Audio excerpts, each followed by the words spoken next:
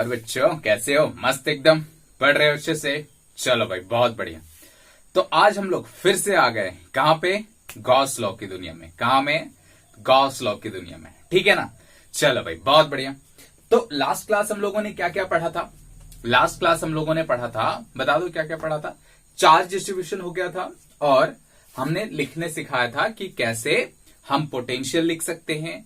ठीक है, उसके बाद क्या क्या और सिखाया था? और सिखाया था कि भाई हम हर एक सरफेस पे, ठीक है, चार्जेस कैसे लिख सकते हैं। मान लो बहुत सारे सेल हैं तो हर एक सरफेस पे चार्ज कैसे लिख सकते हैं। नेक्स्ट हमने क्या सिखाया था? नेक्स्ट सिखाया था कि अगर कोई भी एक सरफेस अर्थ हो, कोई भी एक सरफेस क्या हो? अर्थ हो, तो उसमें पोटेंशियल क्या होता है। ठीक है, और उस जो अर्थेड है उसमें चार्ज कितना होगा, ये सारा चीज हमने कल सिखाया था। ठीक है, और जाते जाते एक सवाल के साथ छोड़ गया था और वो सवाल कुछ ऐसा था, देखो क्या था कि एक स्फेयर के अंदर एक स्फेयर था। ठीक, इसकी रेडियस मान लो कितनी थी? r, और इसकी कितनी थी? 2r। ठीक है, ऐसा ही कुछ था, कोई खास बात इसमें नहीं है। अगर इसकी चार्ज q है और इसकी चार्ज मान लेते हैं कितनी थी? 2q। ठीक है, 2q था ना, फिर चार्ज वार्ज से कोई फर्क नहीं पड़ेगा, सवाल तो वैसा ही है ना? अब देखो भाई, ये तो एक तो q है और दूसरा 2q है। ठीक, कोई दिक्कत वाली बात इसमें नहीं है। अब हमने बोला कि भाई इसे हम एक मेटेलिक वायर से कनेक्ट कर देते हैं। इसे हम एक मेटेलिक वायर से कनेक्ट कर देते हैं। क्यों? क्योंकि हम तो कंस्ट्रक्टिव बच्चे हैं, है ना? अच्छा भाई चलो बहुत बढ़िया। अब क्या होगा? अब क्या होगा देखो, जैसे ही हम वायर से कनेक्ट करेंगे, ठीक है, जैसे मान लो सिंपल, अगर हम जब वायर कनेक्ट नहीं था तो क्या हम इस स्फेयर का नेट पोटेंशियल लिख सकते थे? ठीक, जब वायर कनेक्ट हो गया, या ऐसे बोलो, जब वायर कनेक्ट नहीं था तो हम इस स्फेयर का नेट पोटेंशियल लिख सकते थे और इस स्फेयर का भी नेट पोटेंशियल लिख सकते थे। इतना हमें लिखने आता है, ये हम लोगों ने बचपन में ही सीखा है। ठीक, कि पोटेंशियल दो से ज्यादा सेल हो तो हर एक सेल का पोटेंशियल कैसे लिखा जाता है। ठीक ना? अच्छा भाई, तो हमें पोटेंशियल लिखने आता है। ठीक, अब हमने क्या किया कि इसको मेटेलिक वायर से जोड़ दिया या कंडक्टिंग वायर से जोड़ दिया। ठीक, सिंपल, कोई खास बात इसमें नहीं है। तो होगा क्या? कंडक्टिंग वायर से जोड़ने से होगा क्या कि इन दोनों एक ही पोटेंशियल में हो जाएंगे। इन दोनों का पोटेंशियल क्या होगा? सेम हो जाएगा। ठीक है, अब सेम तभी होगा जब कुछ चार्जेस एक जगह से दूसरी जगह फ्लो करेंगे। जब कुछ चार्जेस एक जगह से दूसरी जगह फ्लो करेंगे। ठीक, सिंपल, कोई खास बात इसमें नहीं है ना? तो भाई चार्जेस क्या हुए? मान लेते हैं सिंपल कि इस स्फेयर से क्यू चार्ज फ्लो कर गया। कहां पे? आउटर सरफेस पे। ठीक है, मतलब इनर सरफेस से या इनर स्फेयर से आउटर स्फेयर में क्या हो गया? क्यू चार्ज फ्लो कर गया। ठीक, कोई खास बात इसमें नहीं है। मान लिया ऐसा हमने हुआ। ठीक है, अब हमने कितना सही माना है कितना गलत माना है ये तो कैलकुलेशन से पता चलेगा। ठीक, अब तुम्हारे मन में सवाल आ सकता है कि क्यों ऐसा हुआ? ठीक है, क्यों ऐसा हुआ? क्योंकि दोनों का पोटेंशियल तो सेम नहीं होगा ना। इस स्फेयर का नेट पोटेंशियल लिख के देखो और इस स्फेयर का नेट पोटेंशियल लिख के देखो, क्या दोनों का पोटेंशियल सेम होगा? नहीं होगा, दोनों का पोटेंशियल सेम नहीं होगा। तो क्या पोटेंशियल डिफरेंस है? और जैसे ही पोटेंशियल डिफरेंस होगा तो क्या होगा? अगर उसे एक मेटेलिक वायर से कनेक्ट कर दिया जाए, ठीक है, कंडक्टिंग वायर से कनेक्ट कर दिया जाए, तो क्या होगा? कुछ चार्ज फ्लो कर जाएंगे और फ्लो करेंगे और उसके बाद दोनों का पोटेंशियल क्या हो जाएगा? सेम हो जाएगा। याद करो, ऐसे सवाल हमने बनाए थे, है ना? चलो भाई बहुत बढ़िया। अब अगर कुछ चार्ज फ्लो कर गया यहां पे, है ना, तो हमारा जो गोला है, ठीक है, हमारा जो गोला है वो कुछ इस टाइप से हो जाएगा। ये मेटेलिक वायर से कनेक्ट है। अब सोचो पहले चार्ज कितना था? Q। अब चार्ज कितना फ्लो कर गया? Small Q. तो इस छोटे वाले गोले के पास बचा कितना, Q माइनस क्यू। कितना बच गया, Q माइनस क्यू। सिंपल, कोई खास बात इसमें नहीं है। अच्छा भाई, बहुत बढ़िया। अब बड़े वाले गोले के पास कितना चार्ज बचा, बड़े वाले गोले के पास कितना चार्ज बचा, 2Q प्लस Q। बड़े वाले गोले के पास कितना चार्ज बचा, 2Q प्लस Q। सिंपल, कोई खास बात इसमें नहीं है। इसकी रेडियस कितनी है, R। इसकी कितनी है, 2R। सिंपल, ठीक है ना, कोई दिक्कत वाली बात इसमें नहीं है। अच्छा, अब क्या हो गया, दोनों का पोटेंशियल सेम हो गया। तो क्या ऐसा लिखा जा सकता है कि इस छोटे वाले स्फीयर का नेट पोटेंशियल लिखो, इसका इस पोटेंशियल मान लेते हैं V1 और बड़े वाले का V2। सिंपल, तो क्या हो जाएगा, मेटेलिक वायर से कनेक्ट होने के बाद V1 is equals to V2 हो जाएगा। सिंपल, दोनों का पोटेंशियल क्या होगा, सेम होगा। अच्छा भाई, बहुत बढ़िया। अब देखो कि छोटे वाले V1 लिखो, तो इस जो गोला है इसके कारण पोटेंशियल होता है कि Q minus Q by R।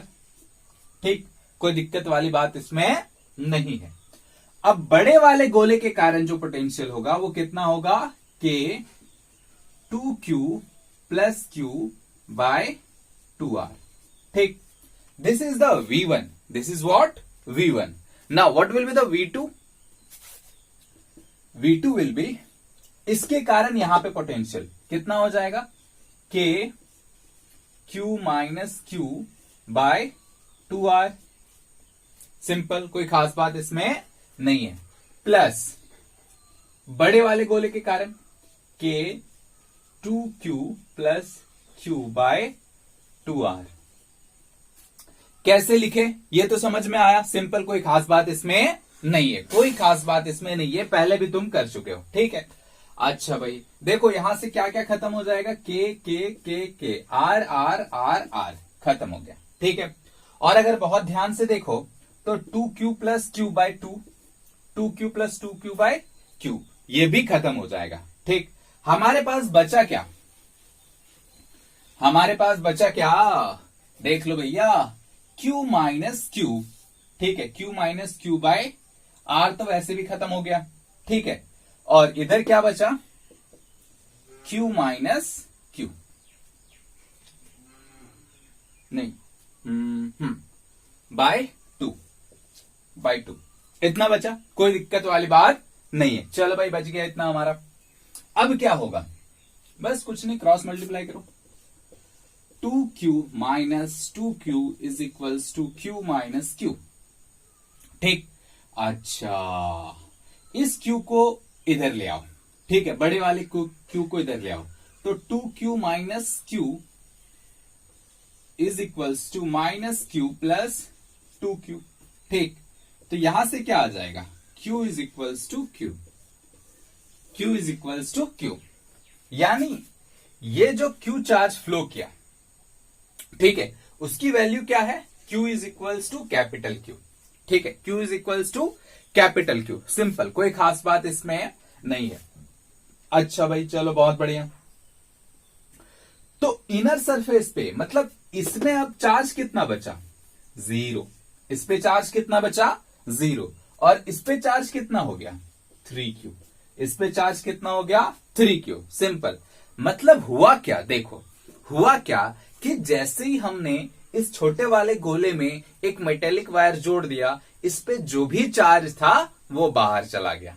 यही ना हुआ कि यहां भाई कितना चार्ज फ्लो किया, Q, हाँ या ना, कैपिटल Q, और बेचारे के पास कैपिटल Q ही तो था। अब जैसे ही हमने इसको मेटेलिक वायर से जोड़ दिया तो क्या हो गया, सारा का सारा चार्ज बाहर चला गया, आउटर सरफेस पे चला गया। ठीक, बात समझ में आ रही है। सिंपल, कोई खास बात इसमें नहीं है। ठीक, तो ऐसा हमेशा होगा, ऐसा हमेशा होगा कि अगर हमने एक किसी मान लो कि एक बड़े गोले के अंदर एक छोटा गोला है। ठीक है, एक बड़े गोले के अंदर एक छोटा गोला है, और उन दोनों गोले को मेटेलिक वायर से कनेक्ट कर दो, तो छोटे गोले का जो भी चार्ज होगा ना, वो कहां पे चला जाएगा, बड़े गोले पे। वो कहां पे चला जाएगा, बड़े गोले पे। सिंपल, कोई खास बात इसमें नहीं है। बात समझ में आ रही है। ठीक है, ये हमेशा होगा। बाकी ये तो थ्योरी है ही उसकी, है ना, थ्योरी ये है ही, सिंपल, कोई खास बात इस पे नहीं है। अच्छा, इस पे एक छोटा सा बहुत ही बेहतरीन सवाल देख लेते हैं, और वो सवाल कुछ ऐसा है, ठीक है, वो सवाल कुछ ऐसा है भाई, देख लो,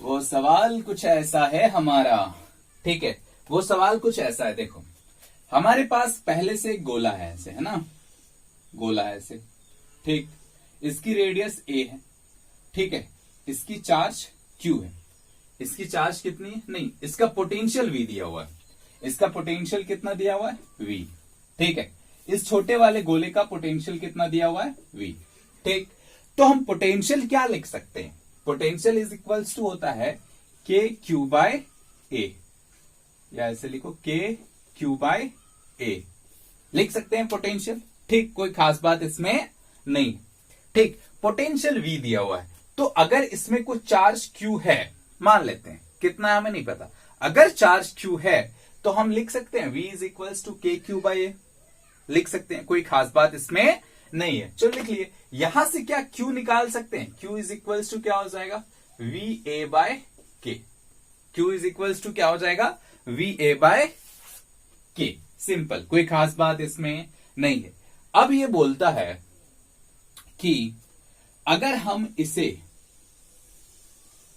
एक गोले के अंदर पैक कर दें, अगर हम इसे गोले के अंदर पैक कर दें, और उस गोले की जो रेडियस है वो b है, उस गोले की रेडियस कितनी है, b, सिंपल, और इन दोनों को एक मेटेलिक वायर से कनेक्ट कर देते हैं, इन दोनों को एक मेटेलिक वायर से कनेक्ट कर देते हैं, तो फाइनल पोटेंशियल बताना है, what will be the final potential, ठीक है, या ऐसे बोल सकते हो क्या कि व्हाट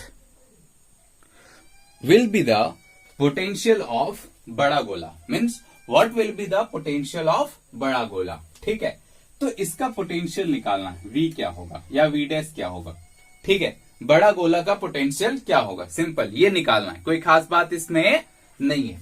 चलो भाई, बहुत बढ़िया, तो अगर हम ये निकालना चाहें, ठीक है, क्या v डैश, तो v dash is equal to लिखा जा सकता है क्या, देखो तो, अच्छा एक बात सोचो, ये जो चार्ज था छोटे वाले गोले पे, ठीक है, ये जो चार्ज था छोटे वाले गोले पे, जैसे ही उसको हमने मेटेलिक वायर से कनेक्ट किया, वो कहां पे चला जाएगा, बड़े वाले गोले पे पहुंच जाएगा, हाँ या ना, जैसे ही हमने उसको छोटे वाले गोले से एक मेटेलिक वायर कनेक्ट किया, कहां पे पहुंच जाएगा, वो बड़े वाले गोले के पास पहुंच जाएगा, ठीक, सिंपल, कोई खास बात इसमें नहीं है। यानी ये जो Q है ये कहां पे मिलेगा, अब हमें यहां पे मिलेगा, ठीक, कोई खास बात इसमें नहीं है। अच्छा, इस बड़े वाले गोले का पोटेंशियल जो है v डैश, क्या उसको ऐसा लिखा जा सकता है के क्यू बाय बी, हाँ या ना, के क्यू बाय बी लिखा जा सकता है, सिंपल, कोई खास बात इसमें नहीं है। अच्छा भाई, ये लिखा जाएगा। अब देखो कि हमें तो Q तो पता कर लिया पहले से हम, ठीक है, Q हमें V दिया हुआ है, इसका Q नहीं दिया हुआ था, हमने पता कर लिया, ठीक है, क्योंकि हम तो भाई क्रिएटिव बंदे हैं, है ना। अच्छा भाई, बहुत बढ़िया, क्रिएटिव हैं। अच्छा, तो Q की वैल्यू पुट कर दो ना, उसमें सोचने वाली बात क्या है, K बाय बी, Q की वैल्यू कितनी आई, V A बाय K ने K को मारा, यानी V dash is equals to क्या हो गया, V A by B, V A by B, simple, कोई खास बात इस पे नहीं है, कोई खास बात इसमें नहीं है। बात आ रही है समझ में। चलो, इसमें करना क्या है, बस वही कंसेप्ट लगाना है कि भाई पोटेंशियल दिया हुआ है तो कुछ तो चार्ज होगा, हम पोटेंशियल का फॉर्मूला लिख के चार्ज निकाल लेंगे, ठीक है। अच्छा, उसके बाद और क्या करेंगे कि जैसे इसे एक मेटेलिक वायर से कनेक्ट करो, ये क्या हो जाएगा, पूरा का पूरा चार्ज आउटर सरफेस पे मिलेगा, हाँ या ना, पूरा का पूरा चार्ज कहां पे मिलेगा, आउटर सरफेस पे मिलेगा। चलो भाई, आउटर सरफेस पे हमें चार्ज मिल गया। जैसे ही आउटर सरफेस पे हमें चार्ज मिला, क्या इस बड़े वाले गोले का पोटेंशियल लिखा जा सकता है, तो लिख दिया हमने के क्यू बाई बी, ठीक है, बाकी क्यू की वैल्यू पुट कर दी, खत्म, है ना।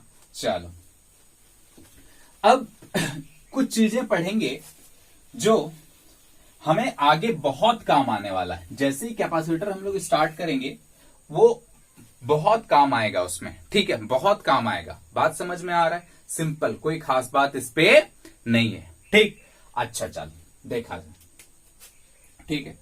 पहला तो एक बात सीखो ऐसे, है ना, पहला एक पॉइंट सीखो, क्या हमने एक इनफाइनाइट सीट ली थी, ठीक है, क्या हमने एक इनफाइनाइट सीट ली थी, वो नॉन कंडक्टिंग सीट थी, वो क्या थी, नॉन कंडक्टिंग सीट थी, मतलब ऐसे, उस पे चार्ज ऐसे था, ठीक है, उस पे चार्ज क्या था, ऐसे, ठीक, कोई खास बात इस पे नहीं है, ठीक, पूरे सरफेस पे चार्ज था, मतलब एकदम पतला सरफेस था और पूरे सरफेस पे चार्ज था, ठीक, उसके कारण जो हमने इलेक्ट्रिक फील्ड लिखा था वो कितना था, sigma by 2 epsilon not, sigma by 2 epsilon, ठीक, कोई खास बात इसमें नहीं है। अच्छा सोच के देखो कि अगर इसकी चार्ज टोटल Q है, ठीक है, और एरिया A है, टोटल चार्ज कितना है Q और एरिया कितना है A, तो सिग्मा इज इक्वल्स टू लिखा जा सकता है Q by A, charge per unit area, simple, कोई खास बात इसमें नहीं है।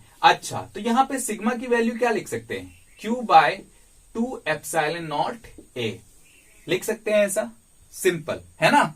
अच्छा भाई चलो, अब एक चीज जो सीखोगे तुम यहां पे वो बहुत बहुत बहुत क्या कहते हैं, इंपॉर्टेंट है, ठीक है ना, और क्या कह सकते हैं, मतलब और इसका और प्यूरिफाइड फॉर्म है वो, ठीक है, और प्यूरिफाइड फॉर्म हो, जैसे देखो ये क्या था हमारा, नॉन कंडक्टिंग सीट था, नॉन कंडक्टिंग सीट था, ठीक, अब हम अगर एक कंडक्टिंग सीट ले लें, ठीक है, अब क्या करें, हम एक कंडक्टिंग सीट ले लें, भाई देखो ये हमारा कंडक्टिंग सीट है, ठीक है, कंडक्टिंग सीट है, सिंपल, कोई खास बात इसमें नहीं है,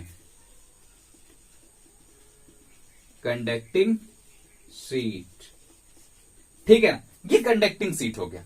अगर मैं इसमें चार्ज Q दूं, अगर मैं इसमें चार्ज Q दूं तो ये चार्जेस कहां पे मिलेंगे, ऑब्वियस सी बात है, ये कंडक्टर है और कंडक्टर में चार्जेस कहां पे मिलते हैं, आउटर सरफेस पे, मतलब हमें कुछ चार्ज यहां पे मिलेगा, ठीक है, और कुछ चार्ज यहां पे मिलेगा, ठीक, कोई दिक्कत वाली बात नहीं है। अब अगर यहां पे गौर से देखो तो हमारे पास दो सीट हैं, ठीक है, दो सीट है, एक इधर वाला और एक इधर वाला, ठीक है, एक इधर वाला और एक इधर वाला, बात समझ में आ रहा है, क्योंकि ये कंडक्टिंग है और कंडक्टिंग में चार्ज कहां पे होते हैं, सरफेस पे, कंडक्टिंग सीट में चार्ज कहां पे होते हैं, सरफेस पे, यानी एक हमें इधर सीट मिला और एक इधर सीट मिला। अब जो हमें समझना है वो ये बात समझनी है कि जो electric field sigma by 2 epsilon not होता है ना, इलेक्ट्रिक फील्ड जो सिग्मा बाय 2 एप्सिलॉन नॉट होता है वो क्या होता है, सिंगल लेयर के कारण होता है, किसके कारण होता है, सिंगल लेयर के कारण, ठीक, अगर दो लेयर है, जैसे मान लो अगर मैं पूछूं यहां पे, ठीक है, यहां पे इसको सरफेस 1 बोल देते हैं, इसको सरफेस 2 बोल देते हैं, ठीक, कोई खास बात इसमें नहीं है।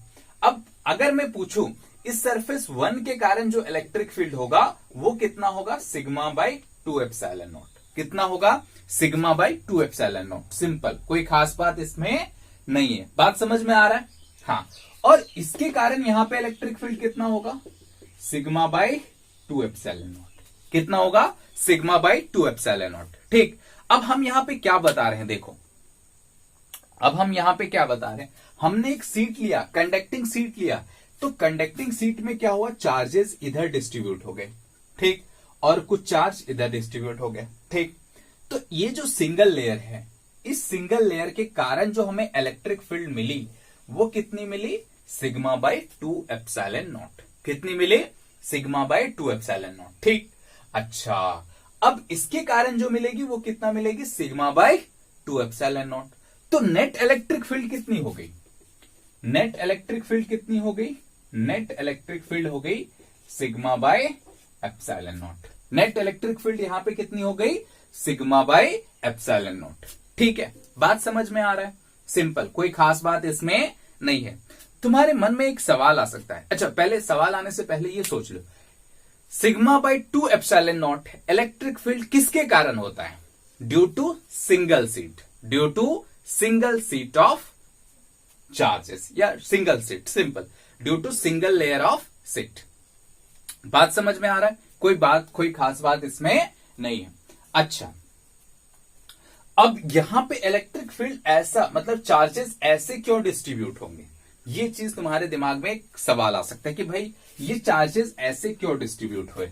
ठीक है, कि यहां पर भी सिग्मा बाय 2 एप्सिलॉन नॉट, यहां पर भी सिग्मा बाय 2 एप्सिलॉन नॉट। ठीक है, ऐसा क्यों हुआ सोचो, और ये आगे इसकी बहुत यूज होने वाली है। ठीक है, इसलिए बहुत ध्यान से देखोगे। क्या इस सेंटर पे इलेक्ट्रिक फील्ड जो होगी वो जीरो होगी। Inside the conductor electric field कितना होता है, जीरो।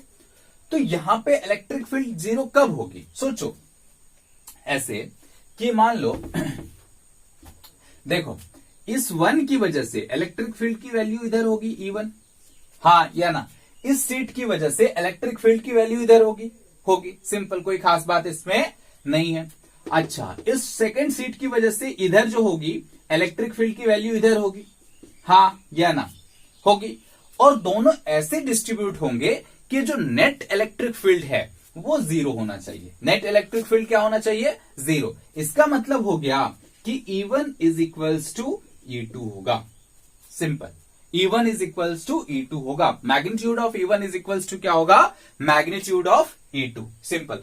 तभी तो यहां पे नेट इलेक्ट्रिक फील्ड जीरो आ सकता है ना, हाँ या ना, सिंपल, कोई खास बात इसमें नहीं है। यहां पे नेट इलेक्ट्रिक फील्ड जीरो कब आ सकता है, जब E1 is equals to E2 होगा। तो चार्जेस यहां पे ऐसे डिस्ट्रीब्यूट करेंगे कि inside the conductor electric field will be always zero.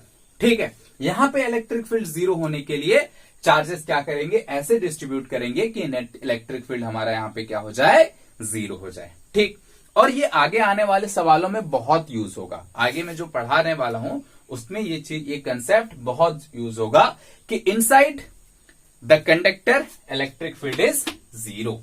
ठीक है, inside the conducting plate electric field is zero. ठीक है, बात समझ में आ रही है। ठीक, अच्छा भाई चलो, इतना तो हमें समझ में आ गया। तो याद रखना कि अगर नॉन कंडक्टिंग प्लेट है तो उसके कारण सिग्मा बाय 2 एप्सिलॉन नॉट होगा, क्योंकि चार्जेस एक फेज में रहेंगे। ठीक है, इसमें क्या होंगे, चार्जेस डिस्ट्रीब्यूट हो जाएंगे, और चार्ज डिस्ट्रीब्यूट होने के कारण क्या होगा, हमें दो सीट मिलेंगे, एक इधर और एक इधर। सिंगल लेयर ऑफ सीट के कारण हमारा जो इलेक्ट्रिक फील्ड होता है वो सिग्मा बाय 2 एप्सिलॉन नॉट होगा। तो डबल के कारण कितना हो जाएगा, सिग्मा बाय एप्सिलॉन नॉट। ठीक है, कोई दिक्कत वाली बात इसमें नहीं है। आ रही है बात समझ में ना, हाँ चलो। अब देखो अब थोड़ा सा इसमें चार्ज डिस्ट्रीब्यूशन सीखते हैं ना, थोड़ा सा इसमें चार्ज डिस्ट्रीब्यूशन सीखते हैं। देखो ये याद रखने वाली बातें हैं, ये चीजें अच्छे से नोट किया करना, क्योंकि अगर ये याद नहीं रहेगा तो तुम्हें आगे बातों को समझने में मतलब फील नहीं आएगी वो। ठीक है, तो तुम्हें बातों को समझने के लिए इन सारे कंसेप्ट को याद रखना पड़ेगा। तुम चाहो तो इन सब चीजों को अपने लैंग्वेज में लिख सकते हो। ठीक है, अपने लैंग्वेज में भी लिख सकते हो कि हाँ भाई इसके कारण ऐसा हुआ, ऐसा हुआ। ये सारी चीजें तुम्हें कभी किताबों में नहीं मिलेंगी, है ना। इन सब चीजों को समझना पड़ेगा। ठीक है, बात समझ में आ रही है, चलो भाई बहुत बढ़िया। अब देखो, जैसे मान लो हमारे पास एक कंडक्टिंग सीट है। ठीक है, क्या है, कंडक्टिंग सीट। ठीक, कोई खास बात इसमें नहीं है। अगर मैंने इसको 2Q चार्ज दिया, सिंपल, कोई खास बात इसमें नहीं है। तो इस वाले सरफेस पे और इस वाले सरफेस पे हमें कितना कितना चार्ज मिलेगा, इस वाले सरफेस पे और इस वाले सरफेस पे कितना कितना चार्ज मिलेगा, बोलो। ऑब्वियस सी बात है, इधर चार्ज मिलेगा Q और इधर भी चार्ज मिलेगा Q। ठीक, कोई खास बात इसमें नहीं है, चार्जेस डिस्ट्रीब्यूट हो जाएंगे ऐसे। ठीक है, अगर इधर Q मिला तो इधर कितना हो जाएगा, 2Q माइनस Q, यानी क्या हो जाएगा, Q, सिंपल। ठीक, मैंने क्या बोला कि हमने इसको 2Q चार्ज दिया, कितना दिया, 2Q, और बोलते हैं कि अगर इसको Q चार्ज इधर मिला तो इधर कितना चार्ज मिलेगा, 2Q माइनस Q, सिंपल।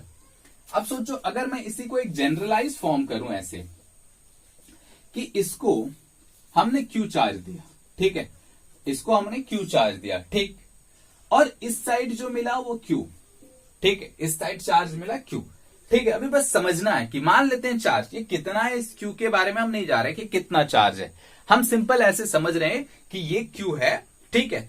तो इस सरफेस को कितना मिलेगा, इस सरफेस को मिलेगा Q माइनस Q। ठीक है ना, बात समझ में आ रही? सिंपल। अगर इसके Q मिला तो इसको कितना मिलेगा? Q minus Q। क्यों? क्योंकि नेट कितना होना चाहिए? नेट Q होना चाहिए। तो जोड़ लो इन दोनों को जोड़ोगे तो कितना हो जाएगा? Q। सिंपल। ये चीज बहुत समझने वाली बात है और इसे याद रखना है कि एक साइड अगर Q आया तो इधर कितना आएगा? 2Q minus Q। सिंपल, कोई खास बात इसमें नहीं है। अगर सोच के देखो कि यहां पे माइनस Q आता, ठीक है, अगर यहां पे माइनस Q आता, ठीक, तो यहां पे कितना हो जाता? Q plus Q। ठीक, आ रही बात समझ में? आगे इसकी यूज होने वाली है, आगे इसका यूज होने वाला है, इसलिए बहुत ध्यान से देखो। यहां पे माइनस Q है तो यहां पे कितना हो जाएगा? Q plus Q। सिंपल। आ रही है बात समझ में? चलो भाई, बहुत बढ़िया। अब देखो, एक दूसरा चीज बताता हूं मैं, ठीक है। जैसे मान लो कि यहां पे चार्ज Q है, ठीक है। हम सिर्फ और सिर्फ इस सरफेस की बात कर रहे हैं, अभी इधर वाले की बात नहीं कर रहे हैं, ठीक है। इस पे कितना चार्ज है अभी हम नहीं देख रहे, हम क्या देख रहे हैं? इस वाले सरफेस पे चार्ज कितना है? Q। ठीक, अच्छा भाई, और इसके सामने हम एक और प्लेट ले आते हैं, ठीक है। इसके सामने एक और प्लेट हम ले आते हैं, ठीक, कोई दिक्कत वाली बात इसमें नहीं है, ठीक। तो ऑब्वियस सी बात है, ये भी कंडक्टिंग प्लेट है, ये भी कंडक्टिंग प्लेट है, तो इसकी वजह से यहां पे कुछ चार्ज इंड्यूस्ड होगा, पता है ना ये होता है कुछ सिंपल से। अगर एक क्या कहते हैं, एक बॉडी है जिसके पास कुछ चार्ज है, ठीक है, उसके सामने एक और कंडक्टिंग बॉडी ले जाओ तो उस पे क्या चार्ज हो जाता है? माइनस चार्ज हो जाता है, ठीक है, माइनस Q। अगर यहां पे प्लस Q है तो यहां पे क्या हो जाएगा? Minus Q। सिंपल, ठीक। अब देखो, यहां पे भी जो चार्ज इंड्यूस्ड होगा वो माइनस Q होगा, यहां पे भी जो चार्ज इंड्यूस्ड होगा वो कितना होगा? Minus Q। सिंपल, कोई खास बात इसमें नहीं है। लेकिन हम ऐसा बोलेंगे नहीं, हम इसे प्रूफ करेंगे कि माइनस Q क्यों हुआ, ठीक है। कुछ और भी हो सकता है क्या? कैसे प्रूफ करेंगे? तुम प्रूफ कर सकते हो क्या कि यहां पे मान लेते हैं ये Q आया, स्मॉल q, ठीक है। Then find the value of small q, ठीक है। फाइंड द चार्ज, ये प्लेट 1 है, ये प्लेट 2 है। फाइंड द चार्ज,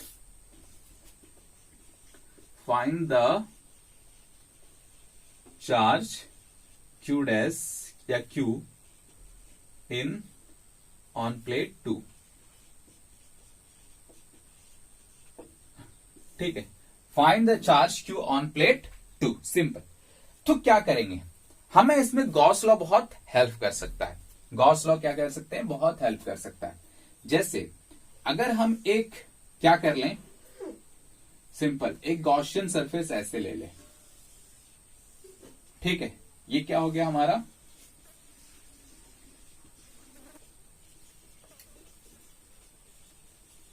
ठीक है, ये क्या हो गया हमारा? एक गॉसियन सरफेस हो गया, ठीक, कोई दिक्कत वाली बात इसमें नहीं है। चलो भाई, ये गॉसियन सरफेस हो गया हमारा। अब देखो, क्या ये क्लोज सरफेस है? क्लोज सरफेस है। अच्छा, हमें पता है कि इसके कारण इलेक्ट्रिक फील्ड का डायरेक्शन इधर होगा, हाँ या ना? होगा इधर। चलो भाई, बहुत बढ़िया। तो नीचे तो सरफेस ऐसे है ना, इसका एरिया वेक्टर इधर होगा, इलेक्ट्रिक फील्ड इधर होगा। सोचो, एरिया वेक्टर इधर ले लो या आउटवर्ड ले लो, कोई दिक्कत वाली बात नहीं, इधर ले लो। इलेक्ट्रिक फील्ड की वैल्यू किधर है? इधर। तो यहां पे एंगल कितना हो गया? 90, यानी फ्लक्स इससे होकर के कितना जाएगा? 0।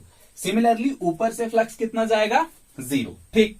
अच्छा, इस वाले सरफेस से देखो, क्योंकि हमने क्लोज सरफेस माना है ना, तो इस वाले सरफेस से देखो, इसके लिए एरिया वेक्टर इधर और इलेक्ट्रिक फील्ड इधर, हाँ या ना? समझ में आ रहा है क्या बोल रहा हूं मैं? देखो, एक सरफेस तो एक ऐसे होगा, ठीक, एक ऐसे होगा, एक ऐसे होगा, एक ऐसे होगा, ऊपर ऐसे होगा और इस साइड ऐसे होगा, ठीक। तो हमने नीचे और ऊपर देख लिया भाई, फ्लक्स 0 है। नीचे और ऊपर फ्लक्स कितना है? 0। अब इस डायरेक्शन की बात करें तो इधर एरिया वेक्टर इस डायरेक्शन में है, एरिया वेक्टर इस डायरेक्शन में, ठीक है। अच्छा भाई, बहुत बढ़िया। तो सोचो, एरिया वेक्टर इधर है और इलेक्ट्रिक फील्ड इधर है, एरिया वेक्टर इधर है और इलेक्ट्रिक फील्ड इधर है, तो दोनों के बीच का डायरेक्शन कितना होगा? दोनों के बीच का एंगल कितना हो गया 90 डिग्री। तो अगेन फ्लक्स क्या हो जाएगा 0। उस उधर वाले पार्ट से भी क्या होगा फ्लक्स 0।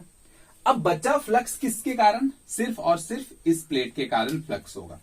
ठीक, इस प्लेट के कारण फ्लक्स होगा। यहां पे एरिया वेक्टर इधर, यहां पे एरिया वेक्टर इधर, ये कोई खास बात इसमें नहीं है। अच्छा, अगर हम गॉस लॉ यूज करें E डॉट डी ए, ठीक है, वो क्या होगा Q in by epsilon not. ठीक, अच्छा भाई ठीक है। अब सोच के देखो, हमें तो ये पता है ऊपर नीचे दाएं बाएं इलेक्ट्रिक फ्लक्स कितना हो जाएगा 0। ऊपर नीचे दाएं बाएं इलेक्ट्रिक फ्लक्स 0, सिंपल, कोई खास बात इसमें नहीं है। अच्छा भैया फ्लक्स 0 हो गया, कोई दिक्कत वाली बात नहीं है। तो फ्लक्स हमें मिलेगा सिर्फ और सिर्फ इससे। ठीक, तो इस कंडीशन में इलेक्ट्रिक फील्ड क्या है 0। इलेक्ट्रिक फील्ड क्या है 0, यहां पर भी इलेक्ट्रिक फील्ड 0। तो इसका मतलब हो गया कि integration 0 dot D A is equals to Q in. अब अंदर चार्ज कितना है Q प्लस क्यू। ठीक है, यानी 0 is equals to Q plus Q by epsilon naught. तो यहां से Q की वैल्यू क्या आ गई -Q, यहां से Q की वैल्यू क्या आ गई -Q, सिंपल, कोई खास बात इसमें नहीं है। ठीक है, तो अभी हमें क्या पता चल गया, चलो गॉस लॉ से, कि Q की वैल्यू क्या हो जाएगी -Q, यानी जो इस सरफेस पे इंड्यूस चार्ज होगा वो -Q होगा। इस सरफेस पे जो इंड्यूस चार्ज होगा वो कितना होगा -Q। ठीक है, कुछ भी हो जाए इसके सामने वाले पे उतना ही चार्ज आएगा जितना यहां पे है, लेकिन अपोजिट साइन के साथ आएगा। उतना ही चार्ज आएगा जितना यहां पे है, लेकिन अपोजिट साइन के साथ आएगा। बात समझ में आ रही है, सिंपल, कोई खास बात इसमें नहीं है। चलो भाई बहुत बढ़िया, इतना तो समझ में आ गया है ना। चलो मिटा दो इसे।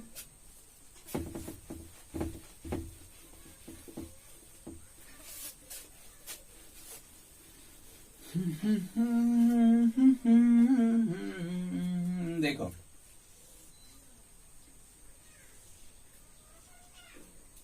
मान लेते हैं यहां पे चार्ज 4 कूलम है। कितना है 4 कूलम। इसके सामने एक प्लेट रखे हुए हैं,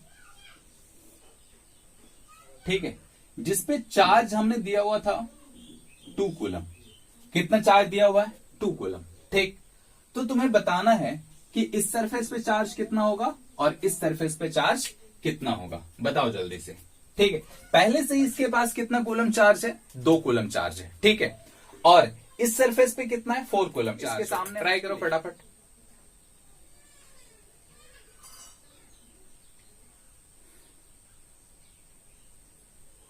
बन रहा है,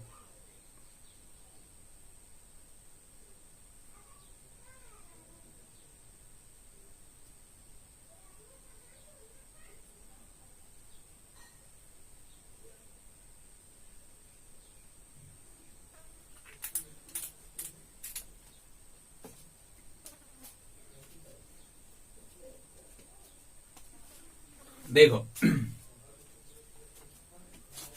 इस सरफेस पे इसकी वजह से -4 कूलम आएगा, पता है, सिंपल, कोई खास बात इसमें नहीं है। अच्छा भाई, अब ये जो -4 कूलम आया, क्या इस कंडक्टर से ही आया होगा, यानी इसको +4 कूलम चार्ज, और मतलब दोनों मिलके तभी तो 0 होगा। नेट कंडक्टर में चार्ज कितना होना चाहिए 0, सिंपल, कोई खास बात इसमें नहीं है। तो ये -4 कूलम आया, तो इसके बदले एक +4 कूलम आएगा। ठीक, इतना हमें पहले से भी पता है। अच्छा, लेकिन ये 2 कूलम तो पहले से ही है, यानी टोटल कितना हो जाएगा +2 कूलम, यानी 6 कूलम चार्ज हो जाएगा इस सरफेस पे। इस सरफेस पे टोटल चार्ज कितना हो गया 6 कूलम, सिंपल, कोई खास बात इसमें नहीं है।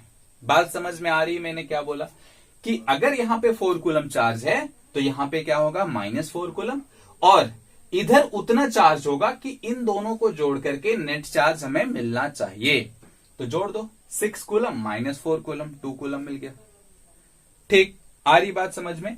एक और देखते हैं, ठीक, एक और देखते हैं। देखो इसमें मान लेते हैं -4 कूलम चार्ज पहले से है, यहां से हमने 2 कूलम चार्ज दे दिया, -2 कूलम चार्ज दिया, और पूछा इस पे और इस पे चार्ज क्या होगा, इस पे और इस पे चार्ज क्या होगा। ठीक है, कोई खास बात इसमें नहीं है। अच्छा भाई, तुम यहां से बहुत आसानी से बता सकते हो कि यहां पे कितना होगा, +2 कूलम चार्ज होगा। ठीक है, +2 कूलम चार्ज होगा। ठीक, क्योंकि इसके सामने इक्वल एंड अपोजिट चार्ज आता है, इसके सामने इक्वल एंड अपोजिट चार्ज आता है। सिंपल, कोई खास बात इसमें नहीं है। यहां पे +2 कूलम है, मतलब इधर क्या हो जाएगा, -2 कूलम चार्ज आएगा इसकी वजह से। ठीक, और पहले से यहां कितना है, -4 कूलम, तो नेट कितना हो जाएगा, -6 कूलम। नेट कितना हो जाएगा, -6 कूलम। आ रही है बात समझ में? सिंपल, कोई खास बात इसमें नहीं है ना? अच्छा भाई, चलो बहुत बढ़िया। अब तुम्हारे मन में ये सवाल आ सकता है कि सर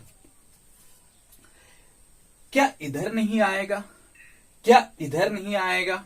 ठीक है, मान लो पहले से ही चार्ज है तो क्या होगा? ठीक है, तो क्या होगा? तो वो चीज हम लोग अभी देखेंगे, है ना? वो चीज, इधर भी चार्ज आएगा। अब हम हर एक सरफेस पे चार्ज डिस्ट्रीब्यूशन देखेंगे, हर एक सरफेस पे कि इधर कितना होगा, इधर कितना होगा, यहां कितना होगा, यहां कितना होगा, इन सारे सरफेसेस पे चार्ज देखेंगे। ठीक है ना? चलो भाई बहुत बढ़िया, तो देखते हैं। देखो, मान लो हमारे पास 2 मेटेलिक सरफेस है। ठीक है, 1 2, ठीक है, इस पे चार्ज Q1 है और इस पे चार्ज Q2 है। ठीक, इसको सरफेस 1 दिए, इसको सरफेस 2, इसको सरफेस 3 और इसको सरफेस 4। तो कितने सरफेसेस हो गए, 1 2 3 4। कितने सरफेसेस हो गए, 1 2 3 4। सिंपल, कोई खास बात इसमें नहीं है। अच्छा भाई, तो तुमसे पूछा गया कि बता दो 1 2 3 4 सरफेसेस पे चार्जेस कितने कितने होंगे। 1 2 3 4 सरफेसेस पे चार्जेस कितने कितने होंगे। ठीक है, तो हम क्या करेंगे, मान लेंगे कि ये Q1 है, ये Q2 है, ये Q3 है और ये Q4 है। मान लेते हैं ऐसा, है ना? आगे तो आएगा ही। सिंपल, कोई खास बात इसमें नहीं है। ठीक, चलो भाई बहुत बढ़िया। अब क्या करेंगे, देखो सिंपल बात है, कोई खास बात इसमें नहीं है। क्या इस जगह पे सारे चार्जेस की वजह से इलेक्ट्रिक फील्ड को 0 होना पड़ेगा? कंडक्टर है और इनसाइड द कंडक्टर क्या होगा, इलेक्ट्रिक फील्ड 0 होगी। ठीक, अच्छा यहां से सोचो कि Q1 की वजह से इलेक्ट्रिक फील्ड इधर होगा। ठीक है, E1, Q2 की वजह से इधर होगा, Q3 की वजह से इधर होगा और Q4 की वजह से इधर होगा। हाँ या ना? यानी 2 3 4 दिख तो रहा है ना? सिंपल, क्या बोला मैंने, देखो सिंपल है, कोई खास बात इसमें नहीं है ना? कि मैंने ये बोला कि electric field inside the conductor 0 होगा। Electric field inside the conductor क्या होगा, 0। सिंपल है ना? अगर ये 0 हो गया तो कैसे होगा, तो कैसे 0 होगा? सोचो, यहां पे कुछ चार्जेस हैं, इस चार्ज के कारण मान लो ये पॉजिटिव चार्ज है, मान लेते हैं, अभी हमें नहीं पता पॉजिटिव है नेगेटिव है, हमें ये सब कुछ भी नहीं पता है ना, लेकिन मान लेते हैं कि यहां पे पॉजिटिव है, तो इसकी वजह से इलेक्ट्रिक फील्ड का डायरेक्शन इधर होगा। मतलब Q1 चार्ज की वजह से इलेक्ट्रिक फील्ड का डायरेक्शन इधर होगा, जिसको हम लोग E1 बोल रहे हैं। ठीक, और Q2 की वजह से इलेक्ट्रिक फील्ड का डायरेक्शन इधर होगा, है ना, इस डायरेक्शन में, जिसको हम लोग E2 बोल रहे हैं। E3 की वजह से भी इलेक्ट्रिक फील्ड का डायरेक्शन इधर होगा, जिसको हम लोग E3 बोल रहे हैं। और Q4 की वजह से भी इलेक्ट्रिक फील्ड का डायरेक्शन इधर होगा, जिसको हम लोग E4 बोल रहे हैं। ठीक है ना? बात समझ में आ रहा है? सिंपल, कोई खास बात इसमें नहीं है। अच्छा भाई, तो क्या नेट इलेक्ट्रिक फील्ड 0 होगा? और अगर नेट इलेक्ट्रिक फील्ड 0 होगा तो इसके लिए ये होना चाहिए कि E1 is equals to E2 plus E3 plus E4। E1 is equals to E2 plus E3 plus E4। Simple, ऐसा होना चाहिए, तभी नेट इलेक्ट्रिक फील्ड 0 हो सकता है। हाँ या ना? सिंपल, सिंपल लॉजिक है, कोई खास बात इसमें नहीं है। अच्छा, यहां से तुम देखो E1 को क्या लिख सकते हैं।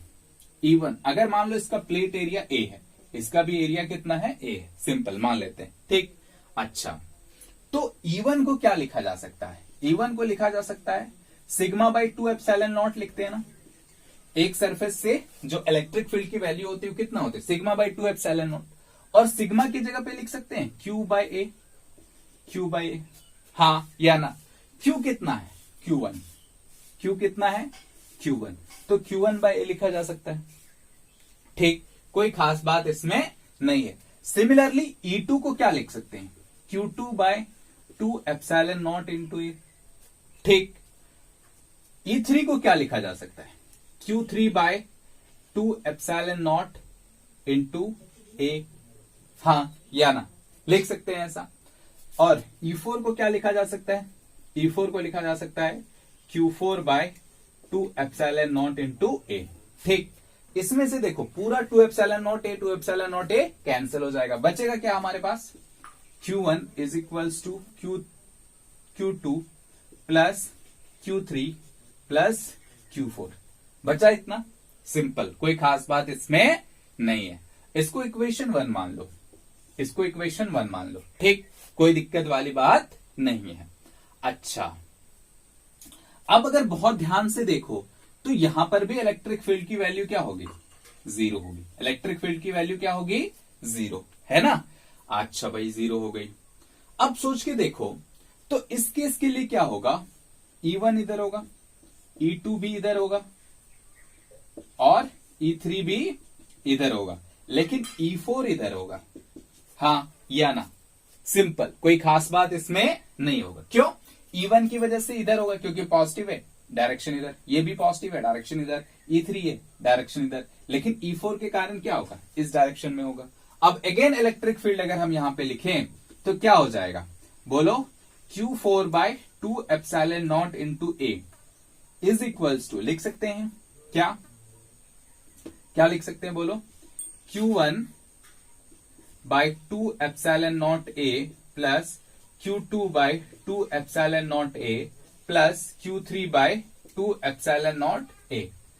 क्या ऐसा लिखा जा सकता है या नहीं, सिंपल लिख सकते हैं। ठीक है, कोई खास बात इसमें नहीं है। अच्छा, तो इसकी वजह से क्या हो जाएगा, Q4 इज इक्वल्स टू हो जाएगा Q1 plus Q2 plus Q3। क्या इसको इक्वेशन 2 मान लें, क्या इसको इक्वेशन 2 मान लें, है ना। चलो भाई बहुत बढ़िया। अब देखो, अब देखो Q1 को क्या लिखा जा सकता है, Q1 को Q1 प्लस Q2 लिख सकते हैं, Q1 plus Q2 is equals to Q1 लिखा जा सकता है ना, हाँ या ना। अरे सिंपल है ना, यहां पे टोटल चार्ज कितना है Q1, यहां पे कितना है Q1 और यहां पे कितना है स्मॉल Q2, तो दोनों का सम तो कैपिटल Q1 ही होगा, वही तो लिखे हैं। ठीक, सिंपल। अच्छा भाई चलो दूसरा क्या हो जाएगा इस केस के लिए, Q3 plus Q4 is equals to Q2, Q3 plus Q4 is equals to Q2। इतना हो गया, है ना। चलो भाई बहुत बढ़िया, इतना हो गया। अब देखो हमारे पास क्या है, 4 इक्वेशन है, इसको इक्वेशन 3 मान लेते हैं, इसको इक्वेशन 4 मान लेते हैं। ठीक है, हमारे पास 4 इक्वेशन है और 4 वेरिएबल है, Q1 Q2 Q3 Q4। ठीक है, अब हमें इसको फाइंड आउट करना है। ठीक है, अच्छा भाई चलो इसको मिटा देता हूं, है ना। देखो अब क्या करेंगे, अगर इक्वेशन हम क्या करते हैं, इक्वेशन 2 माइनस इक्वेशन 1 करते हैं। ठीक है, इक्वेशन 2 माइनस इक्वेशन 1। ठीक है, तो माइनस करो, ये क्या हो जाएगा, Q1 सॉरी इक्वेशन 2 माइनस ये कर रहा है ना, तो इक्वेशन 2 में क्या है, Q4 minus Q1, Q4 minus Q1 is equals to यहां पे क्या क्या बचा देखो क्या क्या बच गया, Q1 plus Q2 plus Q3 minus क्या हो जाएगा, इसको माइनस करो, Q2 minus Q3 minus Q4 होगा इतना, कोई खास बात इसमें नहीं है। चलो भाई देखो, इस Q2 ये Q2 कैंसिल, ये और ये कैंसिल, बचा क्या हमारे पास, Q1 minus Q4, Q1 minus Q4, और इधर क्या बच गया, Q4 माइनस Q1। ठीक, अच्छा इतना तो हो गया भाई, चलो बहुत बढ़िया।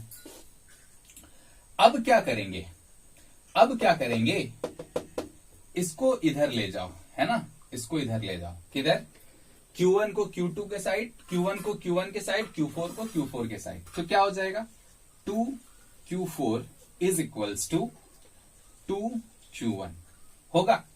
लिख सकते हैं ऐसा, कोई खास बात इसमें नहीं है। तो यहां से एक चीज पता चल गया कि Q1 is equals to Q4 होगा, Q1 is equals to Q4 होगा। सिंपल, कोई खास बात इसमें नहीं है। Q1 इज इक्वल्स टू क्या हो गया, Q4। ठीक है भाई, चलो बहुत बढ़िया, इतना तो हमें पता चल गया कि Q1 is equals to Q4 होगा।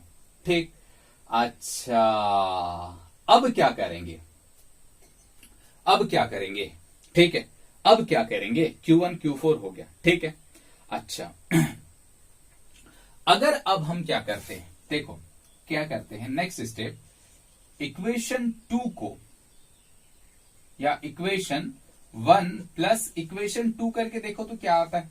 सिंपल, देखते हैं क्या आएगा, ठीक है, कुछ रिलेशन आता है या नहीं आता, दोनों को जोड़ दो तो क्या हो जाएगा, Q1 plus Q4, Q1 plus Q4, ठीक है, प्लस सॉरी इक्वल्स टू क्या हो जाएगा, देखो Q1 plus Q2 plus Q3 plus Q2 plus Q3 plus Q4 होगा।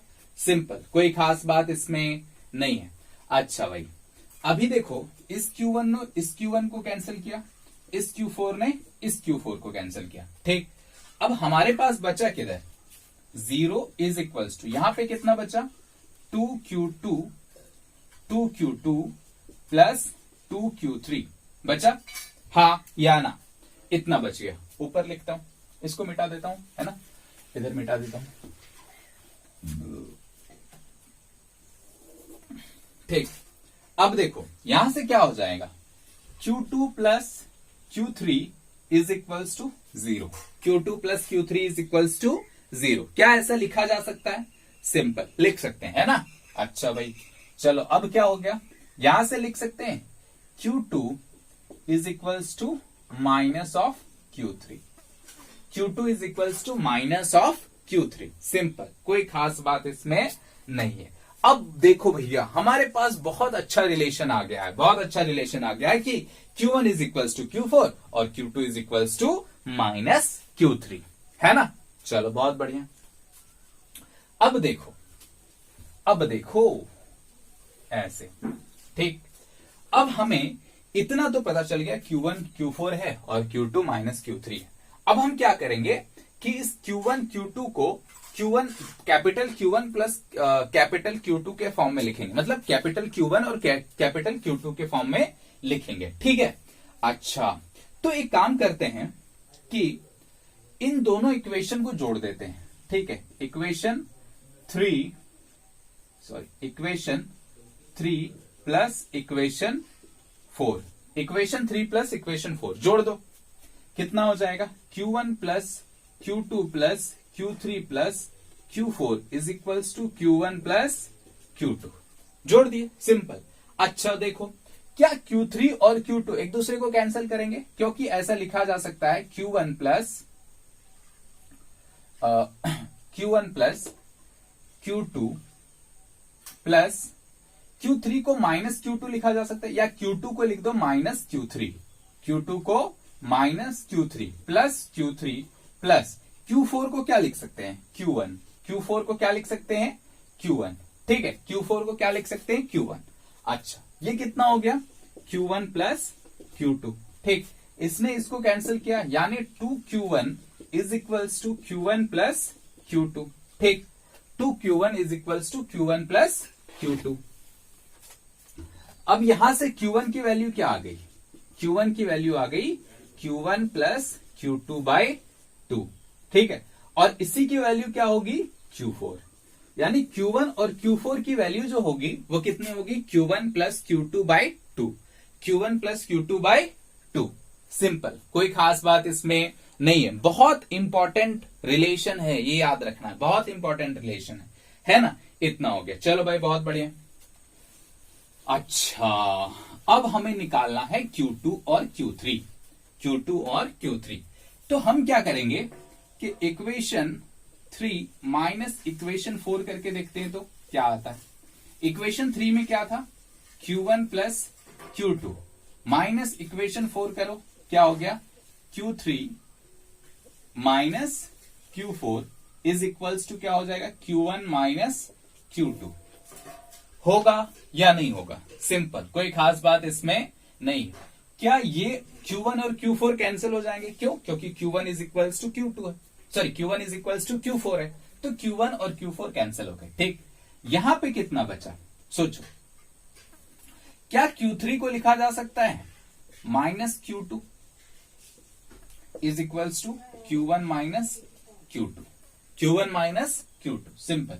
तो यहां से क्या लिख सकते हैं? Q3 को, अच्छा ये तो Q2 होगा ना, Q2 होगा, हाँ, तो क्या लिख सकते हैं? 2Q2 is equals to Q1 minus Q2, यानी Q2 इज इक्वल्स टू क्या हो गया? Q2 इज इक्वल्स टू हो गया Q1 माइनस Q2 बाय 2। ठीक, तो इसी तरह Q3 भी लिख सकते हैं क्या? Minus Q1 minus Q2 by 2, simple, कोई खास बात इसमें नहीं है। अब ये बहुत इंपॉर्टेंट रिलेशन आया है, बहुत इंपॉर्टेंट रिलेशन आया है, इसे याद रखना है। ठीक है, इसे याद रखना है। देखो क्या रिलेशन आया हमारे पास, ठीक है, क्या रिलेशन आया हमारे पास, देखो, मिटा दो इसे। देखो, अब प्लेट ड्रॉ करते हैं ना, प्लेट ड्रॉ करते हैं। जैसे देखो, हमारे पास ऐसे प्लेट्स थे ना, ये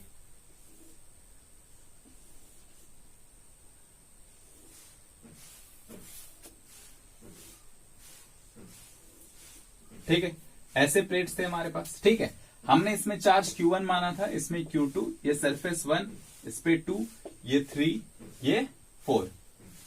ठीक, charges Q1, Q2, Q3, Q4।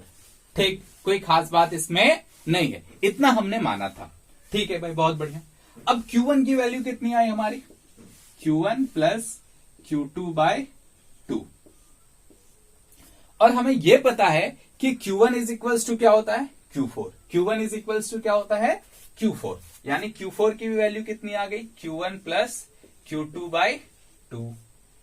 ठीक, और Q2 की वैल्यू कितनी आई? Q2 की वैल्यू आई यहां पे Q1 माइनस Q2 बाय 2। ठीक है, Q1 minus Q2 by 2, simple, इतना ही आया, कोई खास बात इसमें नहीं है। अच्छा भाई, चलो बहुत बढ़िया। और Q3 की वैल्यू क्या आई? Minus of Q1 minus Q2 by 2, क्योंकि Q2 और Q3 में क्या रिलेशन है? Q2 is minus of Q3, simple, कोई खास बात इसमें नहीं है। अब ये चीज बहुत इंपॉर्टेंट है, ये चीज बहुत इंपॉर्टेंट है, खासकर कैपेसिटर में और आगे वाले आने वाले सवालों में।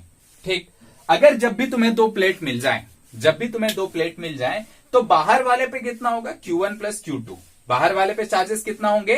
Q1 plus Q2 by 2। ठीक, और इधर भी बाहर कितना होगा? Q1 plus Q2 by 2, simple.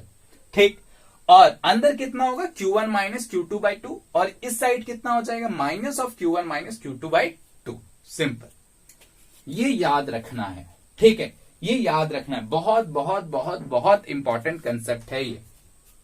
ठीक है, बाहर चार्जेस कितना होंगे? Q1 प्लस Q2 बाय 2, बाहर Q1 प्लस Q2 बाय 2, अंदर Q1 माइनस Q2 बाय 2, और एक साइड क्या हो जाएगा? Minus of Q1 minus Q2 by 2, simple, कोई खास बात इसमें नहीं है। ठीक है, चलो इतना तुम लोग करके रखना, अच्छे से समझना, कोई डाउट हो तो बेझिझक पूछो, तब तक पूछो जब तक समझ में ना आए। ठीक है, अच्छा भाई, कोई दिक्कत वाली बात नहीं है। तो इन सारे चीजों को पहले एक सवाल देके छोड़ता हूं, ठीक है, फिर नेक्स्ट क्लास हम लोग आगे देखेंगे। ठीक है, जैसे दो प्लेट है हमारे पास, ठीक, एक पे चार्ज है 2Q, एक पे माइनस 4Q, ये 1 2 3 4। ठीक है, हर एक सरफेस पे चार्ज लिख देना, हर एक सरफेस पे चार्ज लिखना, बहुत आसान है, तुम लिख सकते हो, है ना, सिंपल, कोई खास बात इसमें नहीं है। अच्छा, एक और सवाल लिख लो, ये तो आसान है, बहुत आसानी से बन जाएगा, है ना। दूसरा सवाल लिखो, दूसरा सवाल है ये पहला सवाल हो गया, दूसरा सवाल ऐसे,